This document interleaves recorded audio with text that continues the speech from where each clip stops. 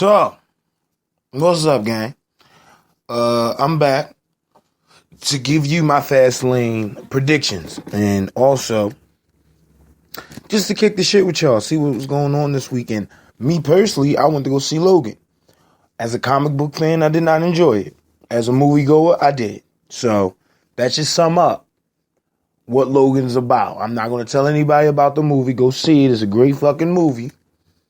But as far as the comic book go, this story is supposed to be based off the Old Man Logan story. Kill yourself. Whoever the director is, I'm going to find out who the director is. And I'm going to write him a long letter about how you fucked up Old Man Logan. It was one of the best comic books I've read in a long time. And the movie was ass. So, yeah, I mean, it wasn't even Old Man Logan. It was just Logan. So, you know how that shit go. Anyway, here to give you my predictions for Fastlane this Sunday. The kickoff show will start off with Rick Swann and the Asian guy, Tanaka, or some shit like that, against Brian Kendrick and Noam Dar. I got Brian Kendrick and Noam Dar going over in this one.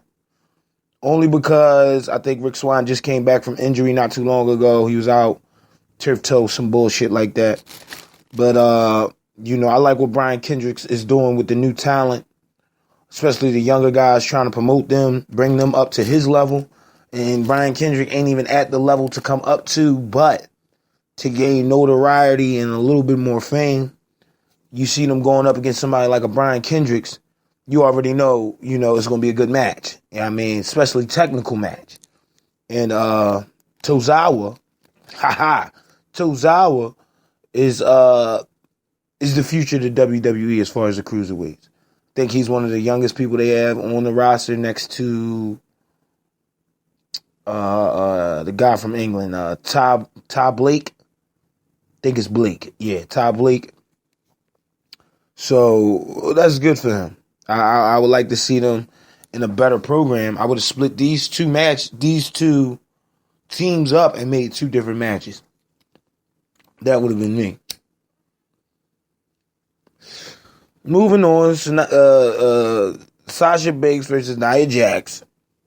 Now, I love me some Sasha Banks, but Nia Jax is a fucking beast. She's not a woman. She comes out, she talks very well for a big woman. A lot of what's her name? Karma. She was Big Kong in TNA. She was Karma, and she had a manager that did most of her talking. I think the WWE tried to run with her, and she did no talking. But I would say, and this is what I would say. I would say let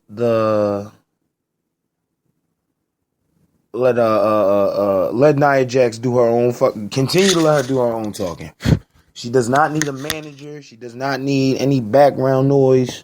As far as a stable, I heard at one point they was going to bring some women up from NXT, give her a stable, and let her run ringshaw over Raw.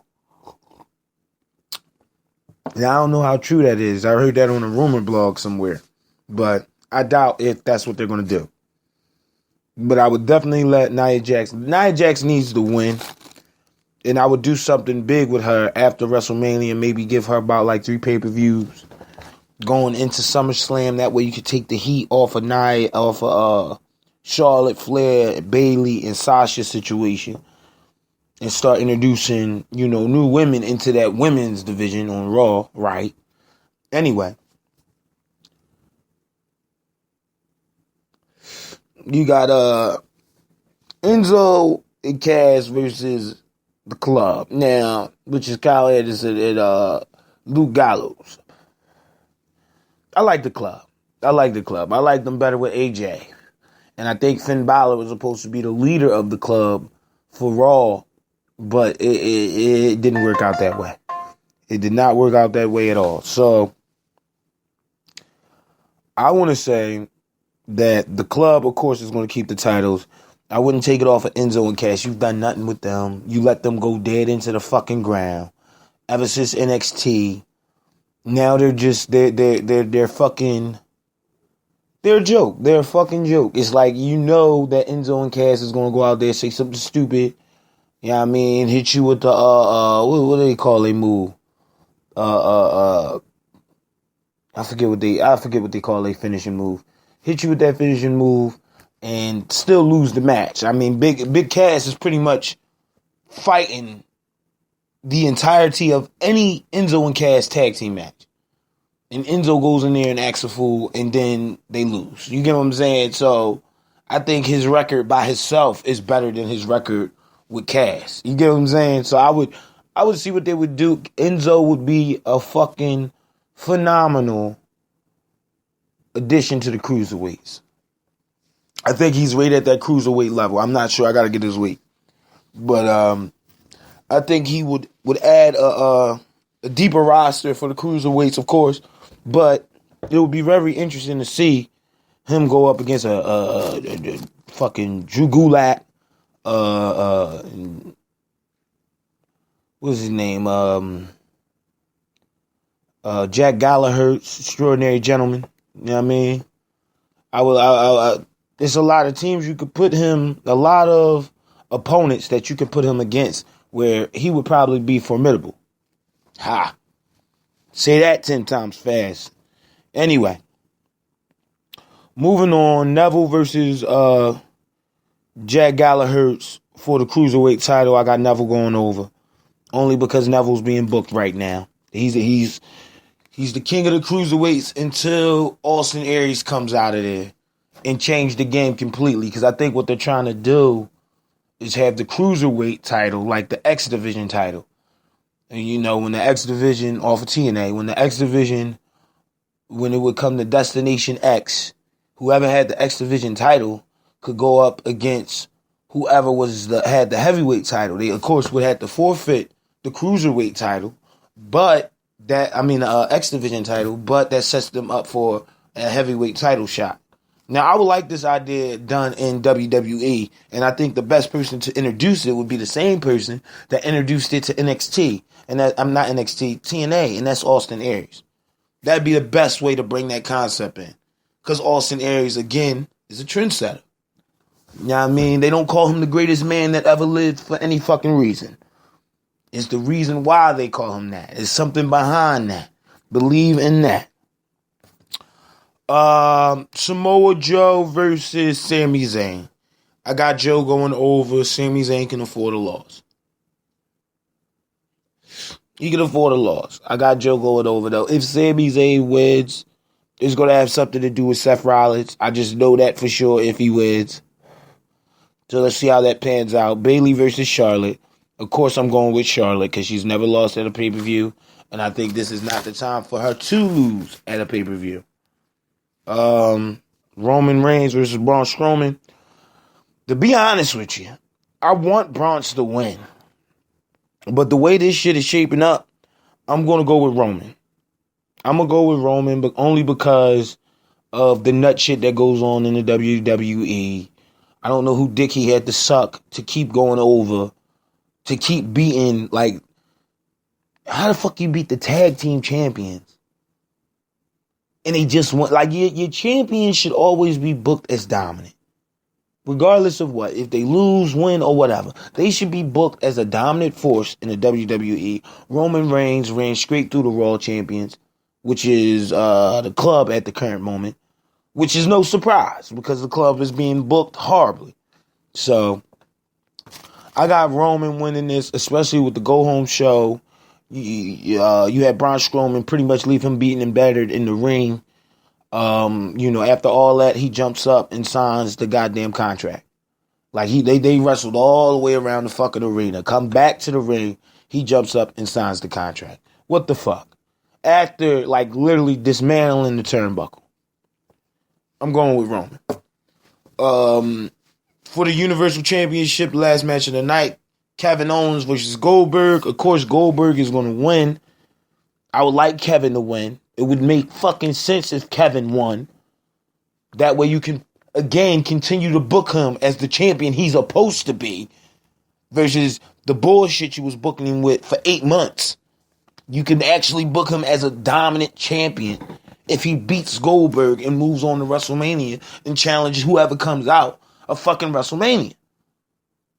You don't need the title for the Goldberg and Brock Lesnar match. You don't need the title on Goldberg. For what? For what? To say one of the legends had that title at one point? Come on, man. Come on. Come on. It's about building stars. If you're building stars, if you stuck with Kevin Owens this long, let him ride it out to WrestleMania. This is the same shit that CM Punk was talking about. I did all the work for a whole year, and now you got fucking Goldberg, old man Goldberg, coming out of fucking nowhere, getting ready to take my title. That's not fair to me. That's not fair to the WWE fans. That's not fair to the WWE universe. So get your shit together. Get your shit together. There's no way that again we should be waiting to see this match. Even though it's the last match, it's going to be a squash match. Only because Goldberg only signed up for one match, and we all know that's going to be against Brock Lesnar. So Kevin Owens is going to do his best, put his time in, and move from there. Move from there. And that's it. That's my predictions for this week's Fastlane. And if this week's Fastlane, this Sunday's Fastlane tells me anything, this card looks somewhat decent. It might be a shitty pay-per-view, though. I'm looking at the build that was put into Elimination Chamber. I knew 2 months in advance the Elimination Chamber was going to be on SmackDown. I also knew that the Elimination Chamber was going to boil down to about Bray Wyatt, AJ Styles, and John Cena. I knew from the jump. So with that being said, if it really boiled down to them, that's just better promotion. Promote your pay-per-views. Why the fuck haven't I seen anything for Fastlane anywhere? Why haven't I heard anything for Fastlane until like the fucking day of? Come on, man. Promote your goddamn pay-per-views, Raw. Stephanie McMahon is fucking up. You need a different GM. And I know you're gonna fire Mick Foley. So my suggestion, you go out, you find fucking Eric Bischoff. Give the fans something to hate. Because Eric Bischoff was that something. Stephanie is in her own right cringe-worthy. Cringe-worthy. But with Eric Bischoff, that just adds another dynamic. That adds another fucking dynamic. You know, he does good business outside of the WWE. But I would doubt if Vince McMahon at this point would want Eric Bischoff back. But I would like to see Eric Bischoff back in some type of GM mode for the WWE. It only makes fucking sense. He's what they need right now. You want to get ratings? You want to bring Raw to where SmackDown is and past SmackDown? You need to bring in some new faces or some old faces just to mesh with them new faces. Just saying. And again, that's what you're trying to do with Goldberg, but it's no need for Goldberg to win the title. He's not going to be there after WrestleMania. It's fucking stupid. Anyway. That's my predictions. Also, I'll be giving you some news today. There's a lot of shit going on, and I just waited to the weekend to report it. I'm a shaman on the Hardy Boys situation. What's going on with them? Todd Phillips telling some chick that he wanted to face fuck her, and she found out that again he was married. You fucking goon. Fucking what else they got going on in the news? There's a lot of shit going on. 2 particular superstars are being called up from fucking NXT. I'm assuming just to fill the roster, just to fill it out. I don't know why you didn't leave Ty Dillinger called up. Like, why you just didn't put him on SmackDown or Raw. Mostly SmackDown or Raw. Either show could use a Ty Dillinger. He is over. Get him up there. But here I hear, again, we'll go over all this when I come back with the news clips for the WWE, TNA, or whoever. As always, tune into my show Reaction, which you get from Monday through Wednesday. And that's Raw, SmackDown, and TNA. I'm sorry, Raw, SmackDown, and NXT. And just be safe, be classy, and, follow the Outlaw. Facebook, Twitter, YouTube.